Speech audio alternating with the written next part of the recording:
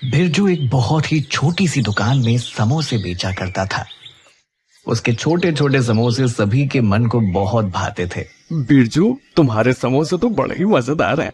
एक दो खाकर तो जी ही नहीं भरता, मन करता है कि खाते ही जाओ, खाते ही जाओ। तो खाओ भैया, जितने समोसे खाने हैं खाओ। आप खाते जाओ, मैं बनाता जाता हूँ। ला बिरजू, पहले मुझे 10 समोसे बांध दे। मेरे बच्चों को तेरे समोसे बड़े पसंद हैं। लीजिए भैया। बिरजू की एक छोटी सी दुकान एक बड़ी सी दुकान के बगल में ही थी। उसकी इतनी बिक्री देखकर वो दुकानदार बड़ा ही गलत सोचता था बिरजू के लिए।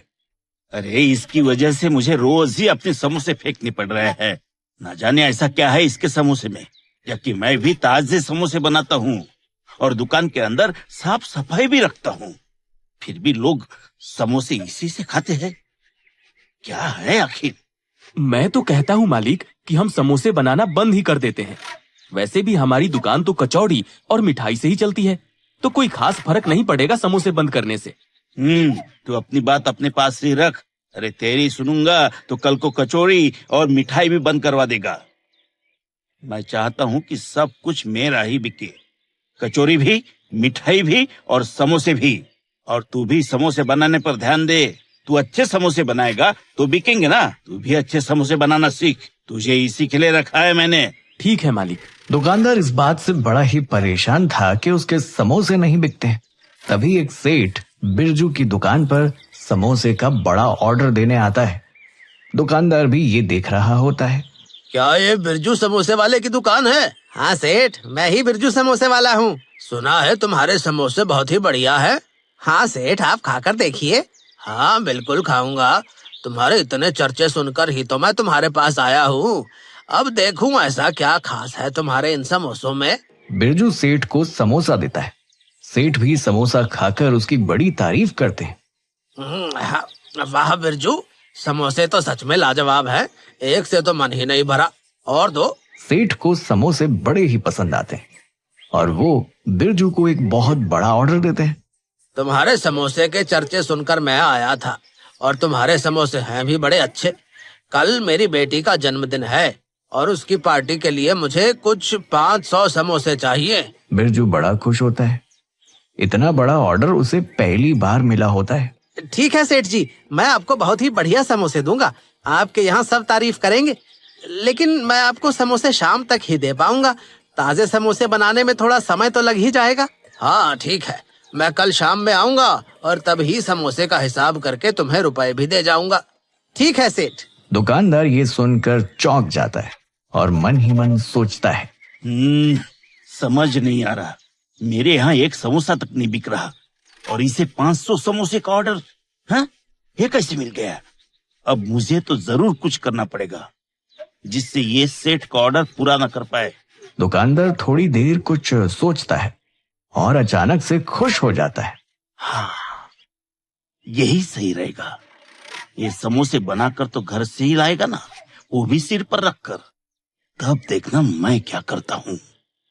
अब मैं इसे ये ऑर्डर पूरा तो नहीं करने दूंगा, बिल्कुल भी नहीं। दुकानदार अपनी दुकान में भी समोसे बनवाने की सोच लेता है। अरे सुन, कल सुबह सुबह जल्दी 500 समोसे तैयार करने हैं। लेकिन मालिक, इतने समोसे? हमारे यहाँ तो एक समोसा तक नहीं बिक रहा है और आप 500 बनवा रहे हो। तुझसे जितना कह रहा हूँ उतना कर। कल सुबह 500 समोसे तैयार कर देना। बिरजू भी अपने घर को लौट रहा होता है कि तभी उसे रास्ते में सेठ मिल जाते हैं। अरे बिरजू जी, सेठ जी, अच्छा हुआ जो तुम यहीं मिल गए। मैं तुम्हारे पास ही आ रहा था। वो कल के बर्थडे के लिए तुम्हें जो 500 समोसे का ऑर्डर दिया है वो थोड़ा ज्यादा है।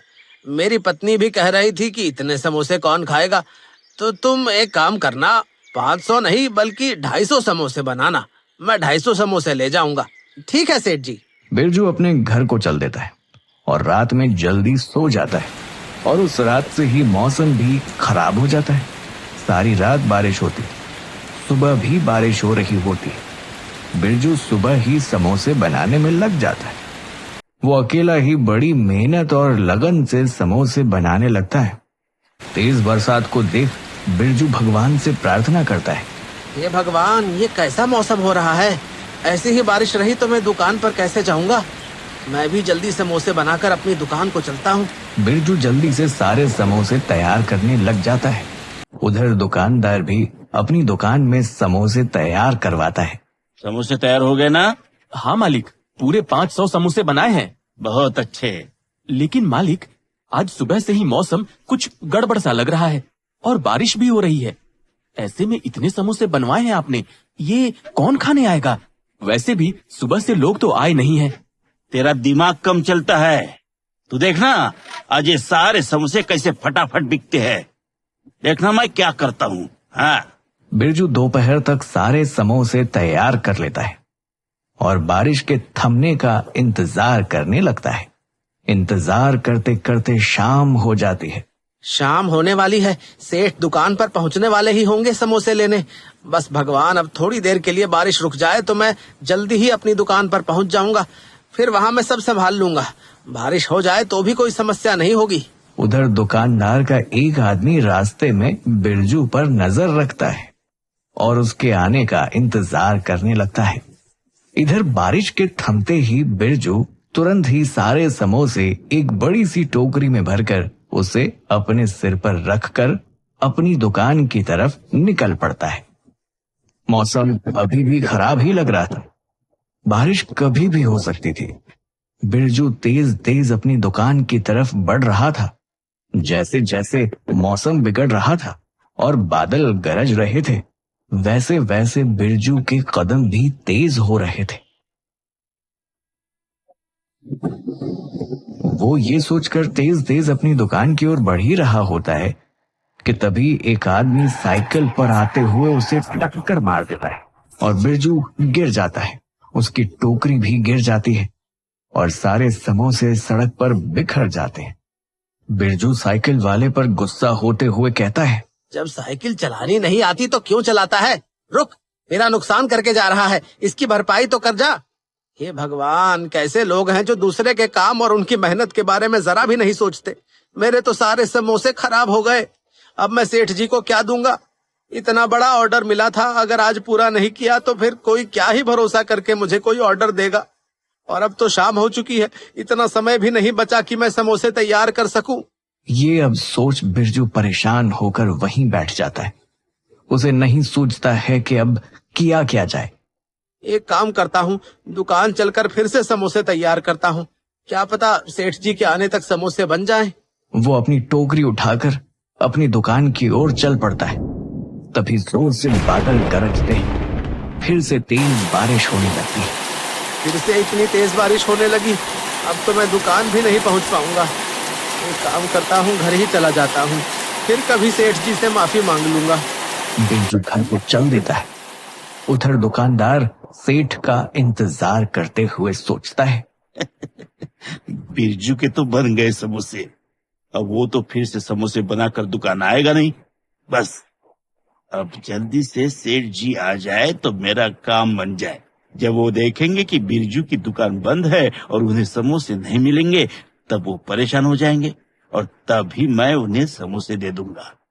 वो बहुत खुश होंगे, फिर मेरी तारीफ भी करेंगे। हाँ, क्या पता फिर और लोग भी मेरे पास समोसे के लिए आने लगे और मेरी दुकानदारी बढ़ने लगे। हाँ? वो सेठ जी का इंतजार करता है, लेकिन बारिश तेज होती जाती है। ये देख काम वाला दुकानदार से कहता है, मालिक, इतनी तेज बारिश हो रही है, आसपास की एक भी दुकान नहीं खुली है। यहाँ तक कि सड़क पर भी एक भी आदमी नजर नहीं आ रहा है। ऐसे में हमें भी घर पर होना चाहिए और हम यहाँ दुकान खोलकर बैठे हैं। अरे तू अंदर जाकर लेट जाना, जा, दुकान खुली ही रखनी है आज। काम वाला अंदर चला जाता है।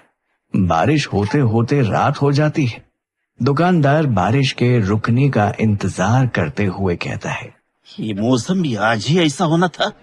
कल रात से ही बारिश नहीं रुकी है।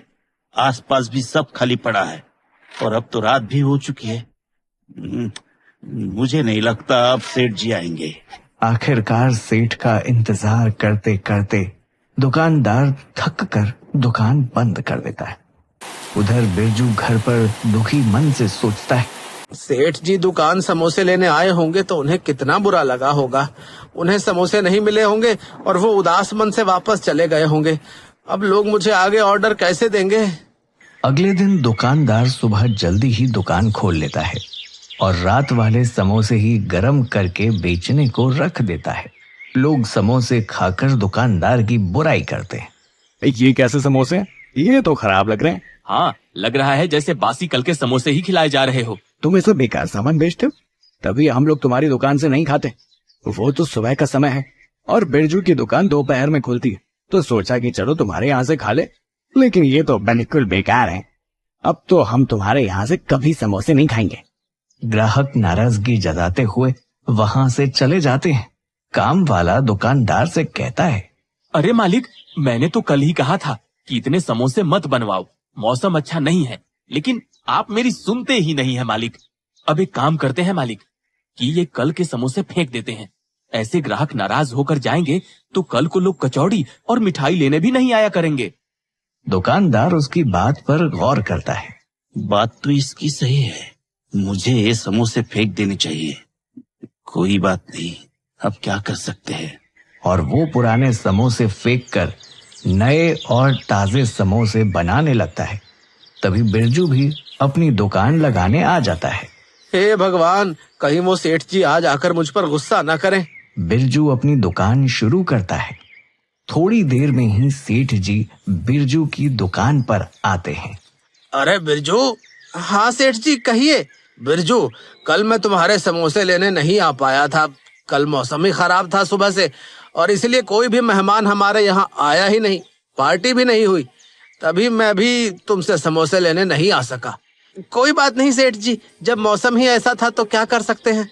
लेकिन मैं समझता हूँ कि तुमने समोसे बनाए होंगे और मेरे न आने से तुम्हें समोसे फेंकने पड़े होंगे, इसलिए मैं तुम्हारे समोसों का हिसाब करने आया हूँ ताकि तुम्हारा कोई नुकसान ना हो।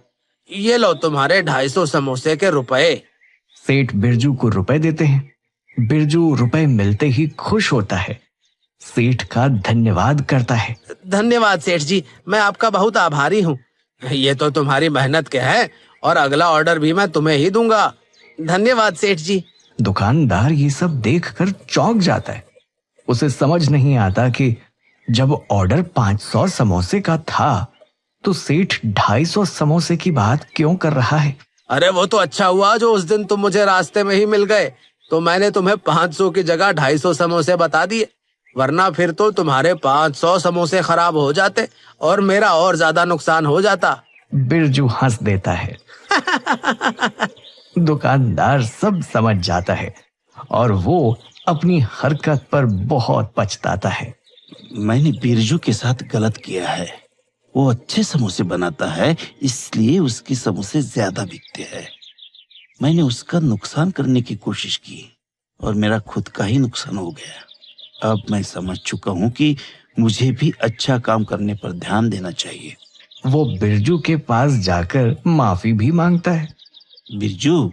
कहो भाई, कैसे हो? अरे मैं ठीक हूँ बिरजू, मैं तुमसे माफी मांगने आया हूँ। माफी? किस बात की?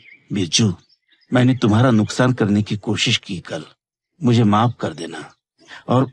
और अब मैं तुमसे सीख चुका हूँ। अब से मैं भी अच्छा सामान बनाया करूंगा और समोसे बनाना बंद कर दूंगा। समोसे तुम बनाना, मैं कचौरी और मिठाई बनाया करूंगा, और इस तरह हम दोनों की दुकानें चला करेगी। है ना बिरजू भाई? फिर से कहता हूँ, मुझे माफ कर दो। दुकानदार की ये बात बिरजू को अच्छी लगती है और फिर दोनों आपस में मिलकर काम करने लगते हैं।